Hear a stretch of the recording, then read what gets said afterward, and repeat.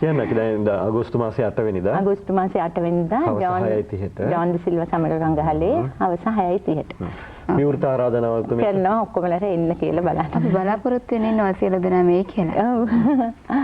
අපිට පුළුවන් ද අපේ ඊළඟ අංගය බලන්න? පුළුවන්. ඔව්. ඒක මේ රීටනියක් අපි කියන්නට ඕනේ. මේමයි රීටනියක්. ඇත්තටම කිව්වොත් එහෙම මේ පිටුව පුරාවට ලියාගෙන හිටිය ඔබත් සමග කතා කරන්න පුළුවන් ගොඩාක් දේවල් තියෙන නිසා. මොකද අපි හරියටම 11 වෙනකොට මේ සංගීත කණ්ඩායමට මැදිරිය බාර දී යුතු නිසා පොඩ්ඩයි කතා කරන්න හම්බුනේ.